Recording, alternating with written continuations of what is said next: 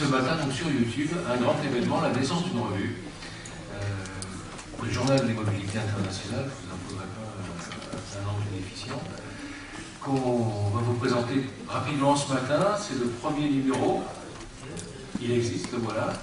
Vous avez sur vos chaises des bons de commande, alors n'hésitez pas à vous abonner, à acheter la revue.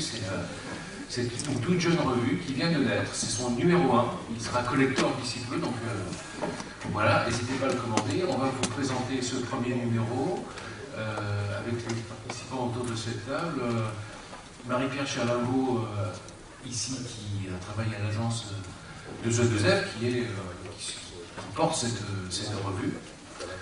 Magali Palator, qui est membre du comité de rédaction, donc qui lit, qui évalue les articles qui sont publiés dans cette revue, qui est une revue scientifique, une revue avec un comité de lecture, un système de revue par les pairs.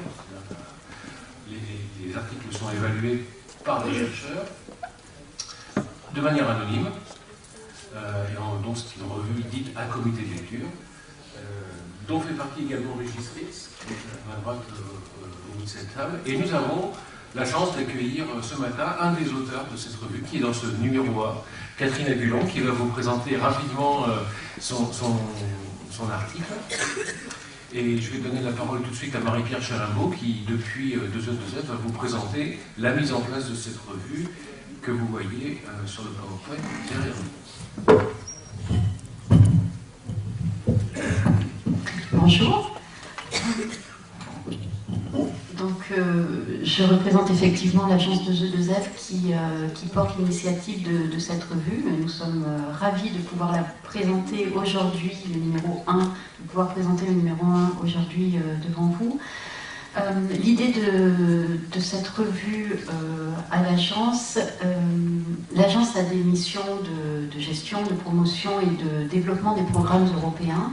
Et dans ce spectre, et notamment dans le cadre de la mission de développement et de promotion des programmes, il y a une activité qui nous est demandée, qui est celle de production de connaissances sur la mobilité et sur la coopération internationale. Dans le cadre de cette mission de connaissances, l'agence met en place différentes choses, donc une production de connaissances directement par l'exploitation statistique des projets ou de thématiques, par une analyse du contenu des projets ou de l'impact des programmes. Donc ça se traduit par diverses publications, notamment les Soioscopes, qui sont des fiches d'analyse thématique, mais également par des publications sur des enquêtes et études que l'agence peut piloter. Et il y a également une mission de production de connaissances un peu plus indirecte, qui est plutôt d'aller chercher l'expertise sur des thématiques particulières. Et en fait, c'est ce qu'on a souhaité faire à travers la revue JIM, donc le journal de la mobilité internationale.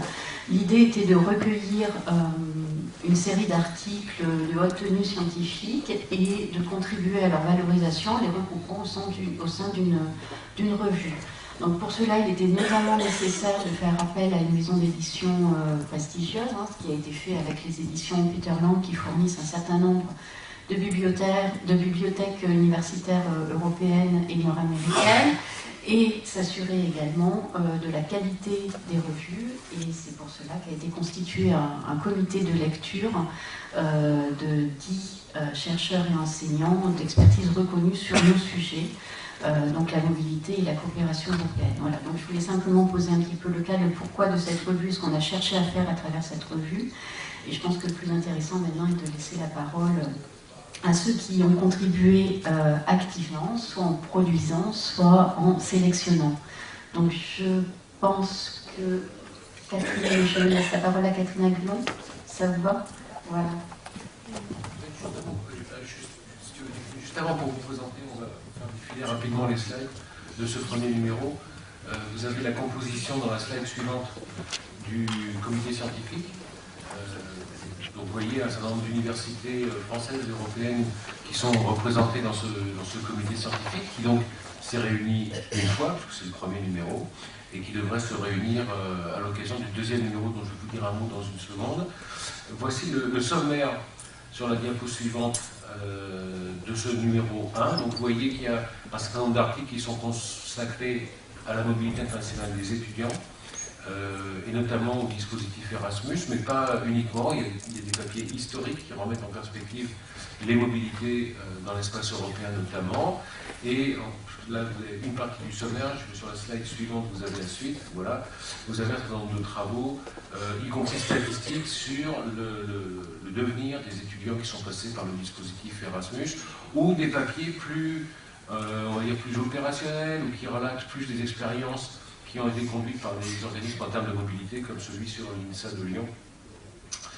Et un papier qui interroge aussi la question du non-intérêt pour les mobilités. On peut aussi ne pas être désireux de s'engager dans les mobilités internationales. Alors, il y a un article à ce propos. Et puis, dernière diapositive, voilà, pour le prochain numéro, nous avons lancé l'agence de ZEF a lancé deux thèmes possibles. Et on va lancer un appel à contribution sur ces deux thèmes dans un très prochain avenir. D'une part, la question de la démocratisation des mobilités européennes. On a beaucoup parlé de mobilité étudiante, mais il n'y a pas que les étudiants à bouger, il n'y a pas que les étudiants qui devraient bouger.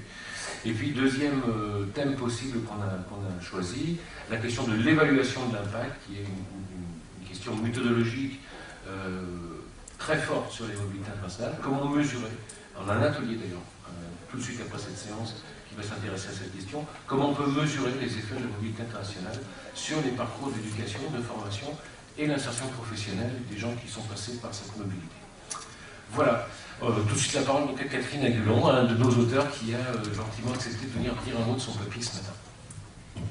Bonjour, donc je vais essayer de vous dire quelques mots sur cette question des mobilités à partir de cet article que m'avait demandé Thierry au mois de juin et de ma connaissance du sujet. On m'a gentiment demandé ce matin de repartir de ce papier. On m'a précisé ce matin de quoi j'allais vous parler, donc vous m'excuserez si mon propos est un petit peu décousu et pas tout à fait formalisé, ni accompagné bien sûr de slides. Donc il y a quelques années, avec quelques collègues, nous avons répondu à un appel d'offres de la ville de Paris et nous avons proposé de travailler sur les mobilités étudiantes à Paris. Et c'est à partir de ce travail que je me suis intéressé aux mobilités étudiantes et plutôt aux mobilités entrantes. Par ailleurs, je dirige depuis plus de 10 ans un master de sciences de l'éducation qu'on a nommé pompeusement coopération internationale en éducation et formation. Et nos étudiants, donc, sont des sortants, puisque près de la moitié de chaque promotion effectue son stage de fin d'études dans un pays du Sud, on dira. On oppose souvent Nord-Sud. Vous le savez, est-ce qu'il y a une pertinence de ces appellations? On pourra en discuter longtemps. En réalité, le colloque en est un témoignage. Les mobilités internationales sont à la mode, on en parle beaucoup. On a bien vu hier qu'elles ne représentaient pas des flux très très importants et que seul 1% des étudiants par exemple, pour ce qui est de cette population-là sur laquelle j'ai plus travaillé, effectuent une mobilité. On peut ajouter aussi que ces mobilités sont majoritairement sud-nord. 80% des étudiants mobiles se pressent vers le nord. On peut ajouter aussi qu'il y a de manière assez récurrente et permanente une hiérarchie des pays attractifs. Les États-Unis en premier lieu, ensuite le Royaume-Uni, la France et l'Allemagne, plus ou moins ex aequo, et l'Australie. Ce sont donc les têtes de pont de l'accueil d'étudiants étrangers venus plutôt du Sud. Je parlerai assez peu d'Erasmus. On vous en a parlé hier, d'autres collègues connaissent mieux le sujet. Et les problématiques autour d'une mobilité intra-européenne telle qu'on l'a promue au sein d'Erasmus sont un peu différentes des problématiques des mobilités nord-sud. d'un côté, on a des séjours qui s'inscrivent dans un cursus mené dans son propre pays. De l'autre, on a des étudiants qui vont rechercher ailleurs peut-être ce qu'ils ne trouvent pas chez eux ou ce qui leur apparaît avoir plus de poids, de valeur, offrir une certaine forme de distinction dans ces trajectoires à l'étranger. On peut dire qu'il y a à la fois de nombreuses politiques qui tentent de promouvoir la mobilité, que ce soit les politiques des pays d'accueil ou que ce soit les politiques menées par les pays d'origine, et en même temps beaucoup de réticence, que ce soit au nord et au sud, à ces mobilités. On est dans le paradoxe et la contradiction. Ce ne sont pas les mêmes formes de résistance dans les deux sphères, bien sûr. Dans les pays d'accueil, on craint l'afflux, on craint que les gens s'installent, on essaye de contenir ces mobilités, de les encadrer. Au sud, on craint, et vous le savez bien, et c'est une thématique récurrente qui émerge dès les années 70, qui s'éteint un petit peu dans les années 80 et ressurgit avec force dans les années 2000, on craint surtout la fuite des cerveaux. Et effectivement, ces craintes ne sont pas sans fondement. Donc à la fois dans certains pays du Sud, on crée des systèmes de bourses pour envoyer les étudiants étudier à l'étranger, et en même temps on essaye de créer des garde-fous contre cette fuite de cerveau, ce qui n'est pas toujours facile. Donc il y a à la fois la promotion de la mobilité, une promotion sur des valeurs, une promotion sur des besoins universitaires, académiques, des promotions sur des besoins économiques. Et puis il y a ces réticences, résistances, et aussi formes de désorganisation. En France, on alterne des périodes où on est dans la promotion de l'accueil et des périodes de repli.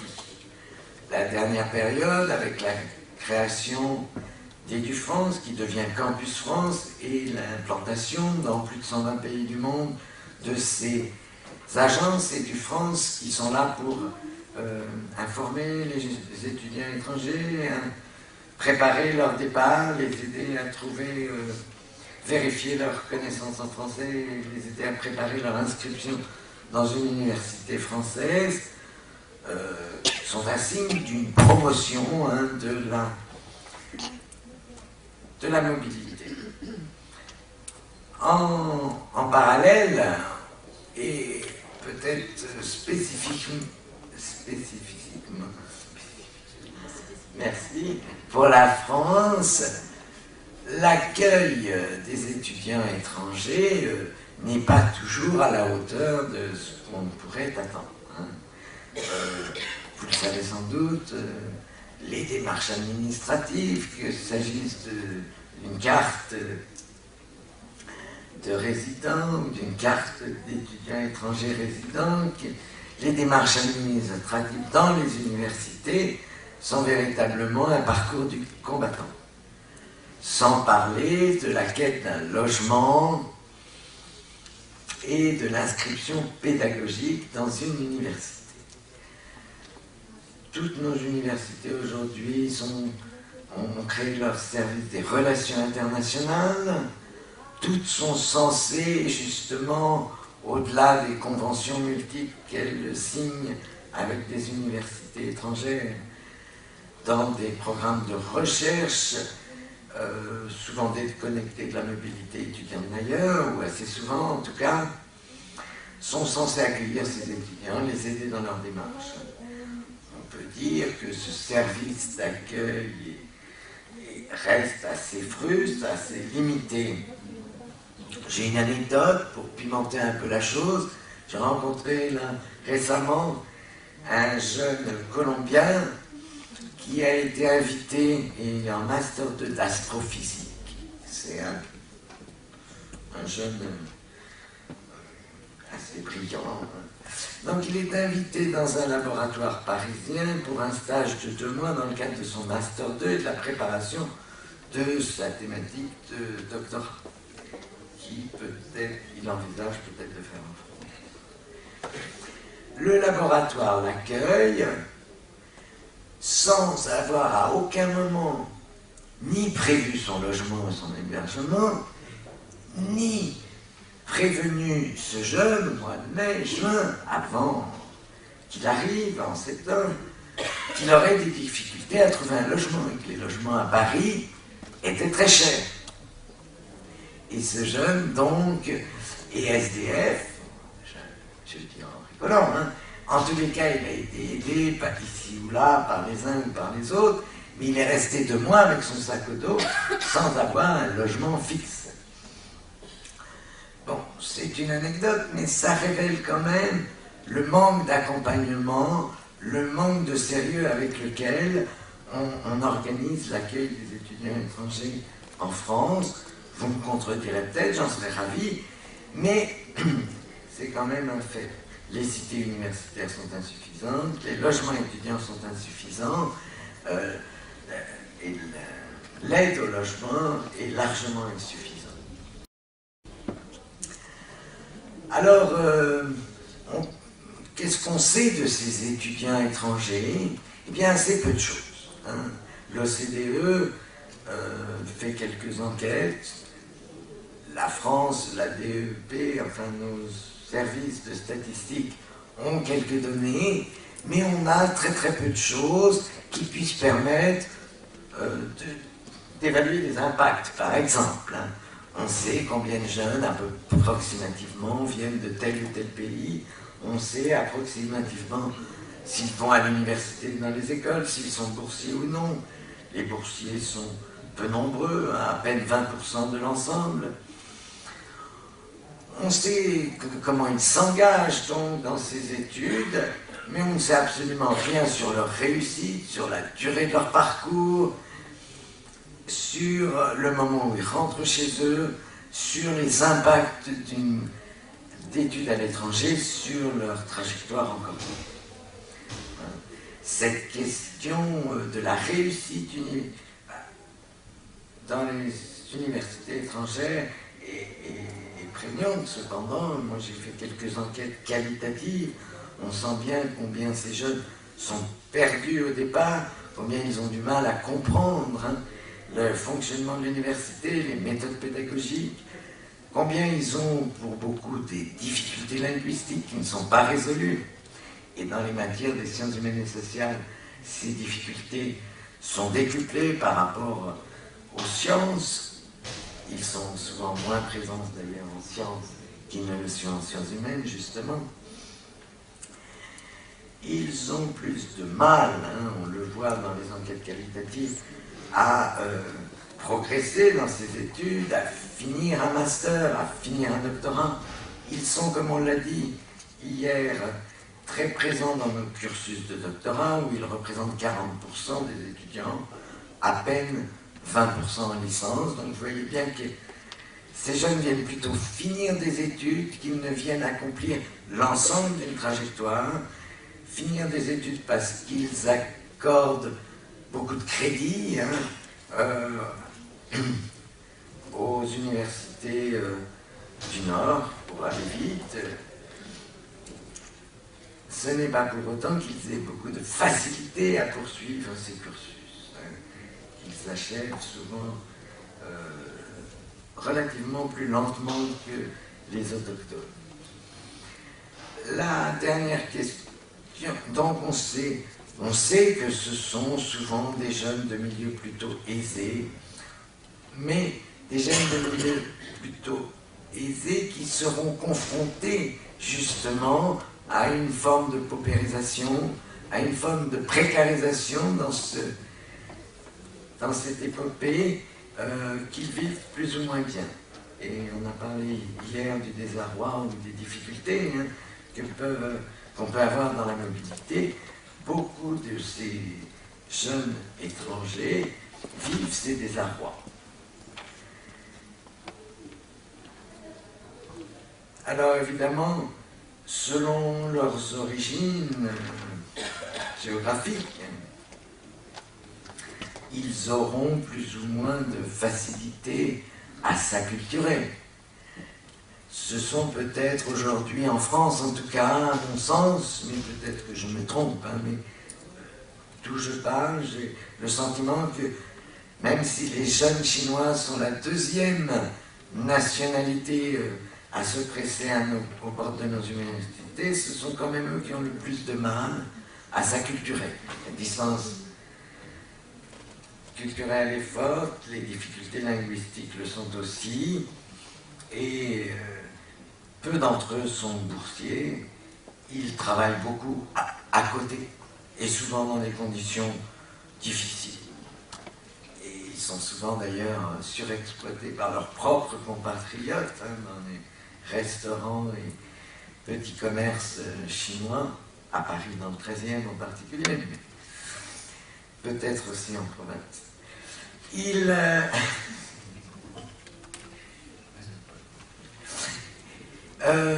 Et évidemment, les Sud-Américains, même s'ils ont certaines difficultés à s'affilier académiquement, ont des proximités linguistiques qui leur permettent d'accéder, en tout cas à la langue française, beaucoup plus rapidement. Donc, hétérogénéité des modes d'acculturation et des parcours selon l'origine géographique, selon l'origine sociale, hein, les jeunes qui sont soutenus par leur famille, évidemment, s'en sortent beaucoup mieux que ceux qui n'ont ni bourse ni soutien familial et qui sont obligés de travailler et sont souvent bouffés par leur travail à côté, qui devient parfois la principale occupation. L'université devenant l'à côté, justement.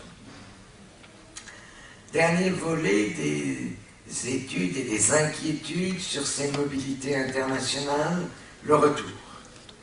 On a très peu de données sur le retour, même si on parle beaucoup de fuite des cerveaux et qu'on connaît bien l'attrait et l'attractivité, hein, des jeunes hautement qualifiés vers les salaires et les conditions de travail du Nord. On a très peu de données sur ces retours. Il est difficile de suivre les gens une fois qu'ils sont rentrés dans leur pays. Il est aussi difficile de les retrouver quand ils ont quitté l'université et qu'ils sont restés en France. Donc les quelques études que l'on a, c'est plutôt des études auprès d'étudiants qui disent si plus ou moins ils souhaitent rentrer chez eux ou rester dans le pays d'accueil. En général, 30% veulent rentrer, une trentaine de pourcents ne savent pas encore trop ce qu'ils veulent faire, et 30% souhaitent rester dans le pays d'accueil. On est sur plusieurs grandes enquêtes sur ce type de déclaration, ce qui n'est pas tout à fait prédictif de ce qui arrivera ensuite, hein, selon l'état du marché du travail dans le pays d'origine, selon l'état du marché du travail dans le pays d'accueil, selon les opportunités, on arrive à des conclusions bien différentes.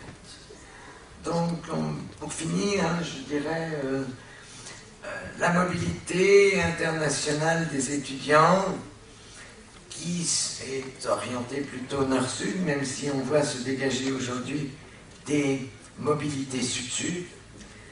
La revue, je vais faire un peu de pub, la revue à laquelle j'appartiens, qui n'est pas celle qu'on me présente aujourd'hui, les cahiers de la recherche sur l'éducation et les savoirs, sortira bientôt un numéro spécial sur ces mobilités sud-sud, dont on sait encore moins de choses que sur les mobilités sud-nord, si je puis dire. Mais donc ces mobilités sont à la fois promues, ce sont des politiques internationales, et elles sont à la fois des trajectoires individuelles avec leurs embûches, leurs difficultés, leurs spécificités. Et je crois que si on veut bien comprendre, hein, ce qui se joue dans ces mobilités internationales aujourd'hui, il faut tenir ces deux aspects. L'aspect à la fois politique, international et national, et l'aspect organisation de trajectoires singulières liées à des facteurs socio-géographiques, socio-culturels spécifiques. Merci de votre attention. Merci beaucoup, Catherine. Donc, voilà le genre d'articles, de réflexion que vous pouvez trouver à l'intérieur de cette revue. N'hésitez pas, si vous voulez lire les propos plus en détail de Catherine dans ce numéro 1. Je vais juste passer la parole très rapidement avec Magali Palator pour qu'il nous parle un peu du comité scientifique. Et puis après, nous prendrons une pause avant le travail.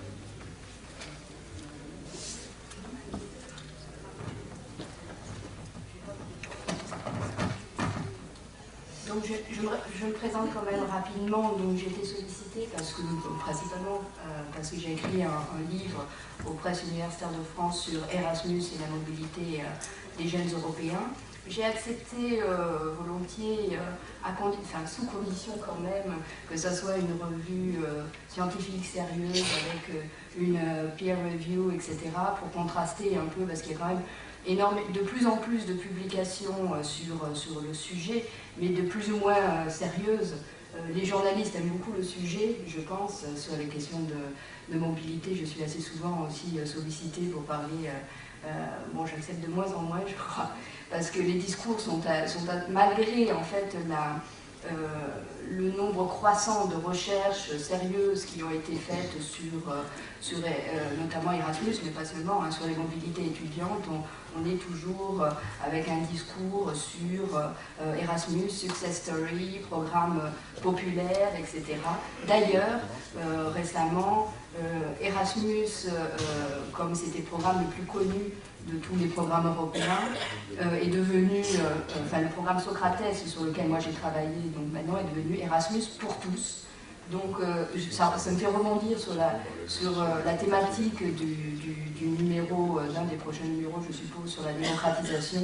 C'est très important, je pense, de cette thématique. Donc je vous incite tous, si vous travaillez sur le sujet, à envoyer si vous avez des données sur la question, à envoyer des propositions d'articles sur le sujet, parce qu'Erasmus est loin d'être pour tous, je pense, et que la question de la démocratisation devrait être posée avant la question de l'impact, puisque l'impact il est difficile en fait de discerner ce qui, dans par exemple une insertion professionnelle plus aisée, etc., provient du fait d'avoir fait une mobilité, ou le profil social, quel type d'études, l'origine sociale des étudiants, on évoque assez rarement.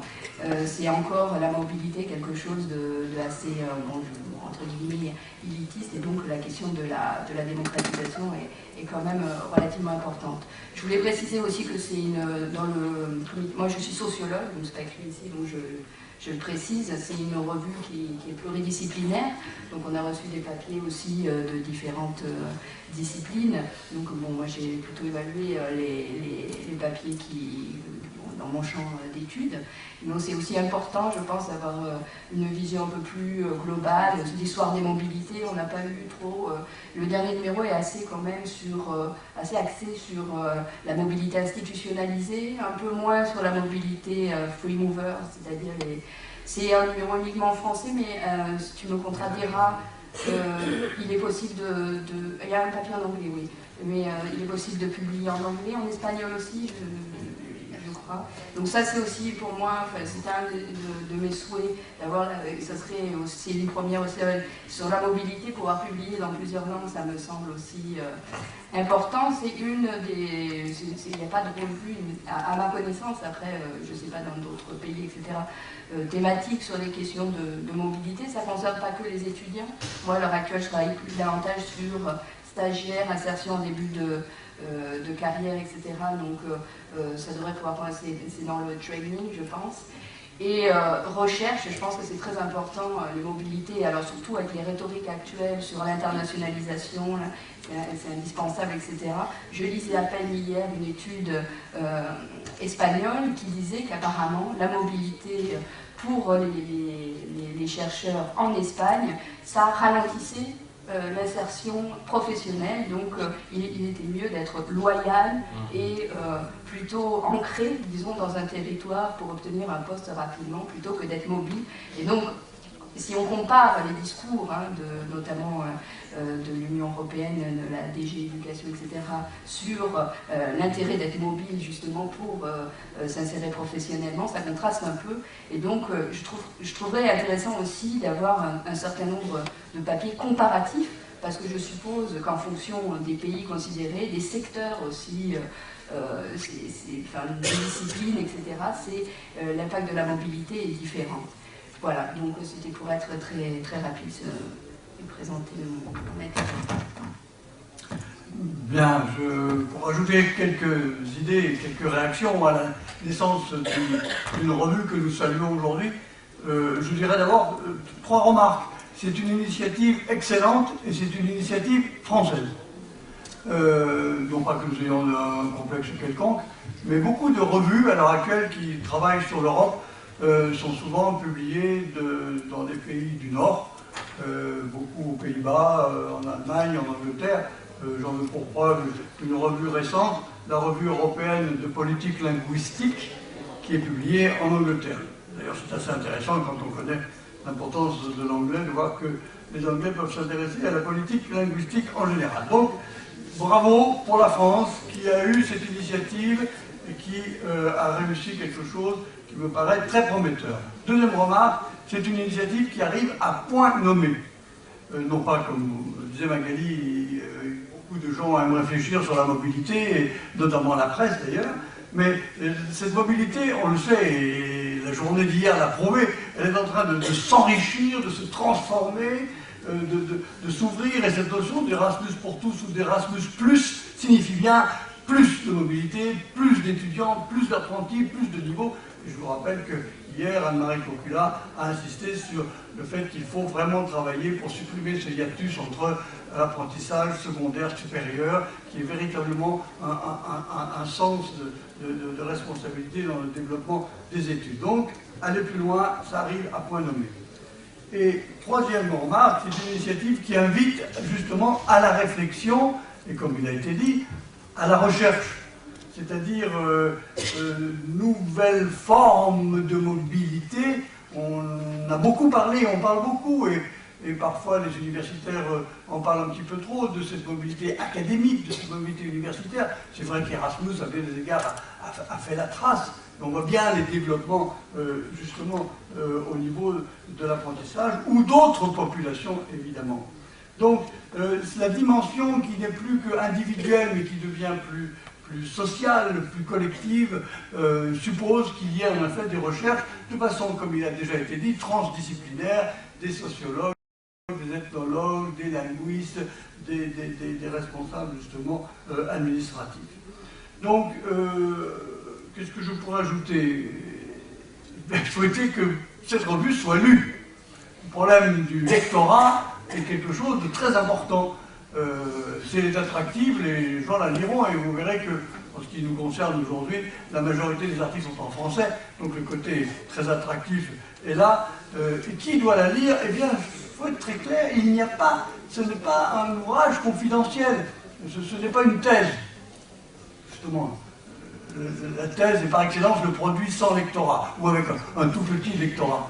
Ici, c'est au contraire ouvert, d'autant plus qu'il y aura une version numérique sur Internet, et qu'il faut que tout cela circule. Et qui doit lire cette revue? Eh bien, c'est nous, et nous tous. Il m'arrive souvent, dans des rencontres avec des collègues, de dire que nous ne lisons pas suffisamment les rapports, les enquêtes, les documents qui nous apprennent comment fonctionnent les choses. C'est un petit peu dommage. Parfois, je l'associe à des médecins qui ne liraient pas les revues scientifiques pour se maintenir au courant un jour de ce qui se fait dans leur spécialité. Eh bien, c'est exactement la même chose. Il y a trop de rapports excellents publiés par la Commission, ou bien d'ouvrages, de revues qui sont là, comme celle dont je vous parlais, ou celle-ci qui vient de naître, qui ne sont pas lus par ceux qui devraient les lire. Et ceux qui devraient les lire, c'est nous. Alors, vous connaissez quels sont vos devoirs de vacances. Dernière idée, oui, bien sûr, Magali l'a dit, le rôle du comité de lecture est important parce qu'on fait jouer son carnet d'adresse, on est au courant de ce qui se passe, on essaye d'être au courant de dire voilà les thématiques qu'il faut développer, notamment ces thématiques qui sont suggérées sous vos yeux, et qu'il y a une exigence justement de qualité, d'excellence dans le travail des participants, et que tout ceci ne s'invente pas, et que derrière cet ouvrage que vous voyez là, il y a un énorme travail intellectuel, de pensée, de mise en scène, de mise en page, et je crois qu'il faut qu'on le respecte. Quelques idées pour terminer.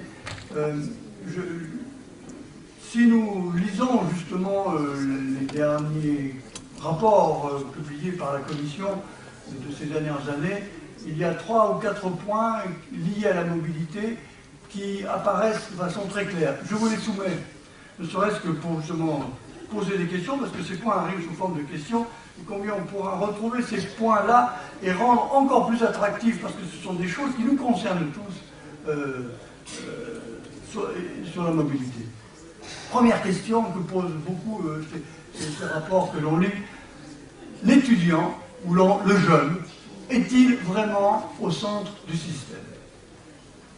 Et le fait qu'on pose la question, ça prouve que non, l'étudiant n'est pas au centre du système. L'apprenti n'est pas au centre du système. Il n'est pas souvent, même à l'université, dans beaucoup de pays d'Europe, je ne parle pas de la France, c'est pas trop compliqué, mais on s'aperçoit que souvent l'étudiant ou le jeune, dans le cadre des apprentis, est au centre du système dans les cadres associatifs. Et vous voyez très bien qu'on a beaucoup parlé de mots comme inquiétude, désarroi, obstacle, difficulté, avant de parler de succès. Deuxièmement, que se passe-t-il dans la classe, au sens concret du terme, classroom, que se passe-t-il dans la classe internationale? Lorsqu'on a fermé la porte et que le professeur est avec, ou l'enseignant, ou le formateur est avec les jeunes, comment ça se passe? Notamment si cette classe a une dimension internationale. Notamment si on prend en compte, justement, le rôle de l'informatique, des cours en ligne et du rôle de formateur devant des jeunes qui ont déjà acquis des connaissances. C'est une vraie question. Troisième question que pose Bruxelles, quelle est votre politique linguistique? En avez-vous une? Est-ce que vous vous contentez, comme l'a dit hier notre collègue Jean-Luc Clément, oui, c'est lui, des choses que je n'aime pas du tout entendre, vous savez, ce globish, 300 mots anglais et 30 structures grammaticales, et vous parcourez le monde. Peut-être bien, mais je suis désolé, bad English, bad science. Ne me faites pas croire que l'on peut faire une science développée, et de recherche développée avec d'une langue qui n'est pas au niveau. Donc quelle est votre politique linguistique? Quel est votre souci d'amener vos apprentis, vos jeunes en mobilité à une connaissance non seulement de la langue, mais aussi culturelle? Et enfin, qu'est-ce qu'un établissement international? Qu'est-ce que ça veut dire lorsqu'on dit qu'un lycée, une école, une association, une université est internationale? Pourquoi? Comment peut-on le dire? Et encore une fois, c'est une question. Et on n'a pas nécessairement la réponse. Est-ce que c'est une question de stratégie? Est-ce que c'est une question, comme on l'a évoqué hier, de suivi? Et l'importance du suivi est essentielle. Un individu monte un programme, s'en va, le programme sombre. Ce n'est plus évidemment possible de tolérer ce genre de choses. Qu'est-ce qui fait qu'une université est plus attractive qu'une autre, qu'un établissement est plus attractif qu'une autre, qu'une association réussit plus qu'une autre? Voilà des vraies questions que nous allons aborder dans les années qui viennent, notamment dans le cadre, en effet, de la démocratisation de la mobilité internationale et européenne. En d'autres termes, le coup est parti, et il est fait pour grandir. Merci beaucoup. Bah, je crois que tout a été dit. Simplement, je veux juste rajouter une chose, parce que c'est pour vous et pour vous seulement. Si vous jetez un petit coup d'œil au bon de commande qui se trouve sur les sièges, vous verrez qu'il y a une réduction de 30% pour les gens qui auront fréquenté l'UFEO sur l'achat de ce premier numéro. Donc n'hésitez pas à, ne serait-ce que par curiosité intellectuelle, à aller y voir de plus près. Vous y verrez, il y a y compris des articles étonnants sur les éponymes. Les étudiants en médecine étranger en France à qui l'on dit passe-moi un Doliprane, passe-moi un Kleenex, et qui savent ce que c'est qu'un mouchoir en papier, qui savent ce que c'est que du paracétamol comme molécule, mais un Doliprane, un Kleenex, ils ne connaissent pas. Et ça aussi, c'est une question anecdotique peut-être, mais qui représente un obstacle à l'interculturalité de manière générale. Voilà, donc tout ça c'est dans l'article. On continue la réflexion dans les 4 ateliers qui vous attendent en dessous, sous l'amphi, dans les salles. Vous avez le programme, donc je ne vous répète pas les ateliers. Et juste avant, il y a un café qui vous attend dans l'entrée, donc on se retrouve au café puis dans les ateliers. À tout de suite. Et merci.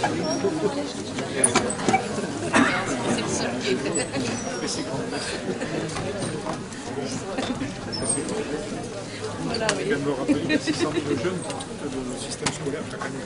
Vous avez un café? Mais non, il n'y a pas.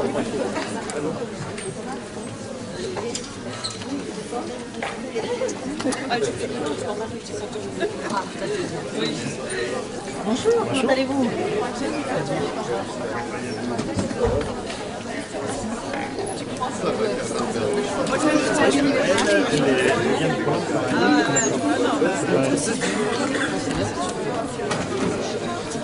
Merci, ça va?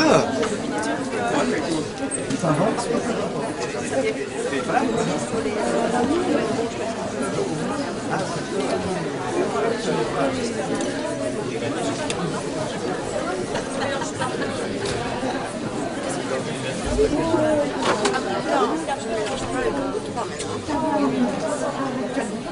Ah oui, pardon. Ah oui, c'est d'autant plus important. Tu vas à quel atelier? Ouais. Je vais aller au 1. Et le 1, Je pense que même ça devient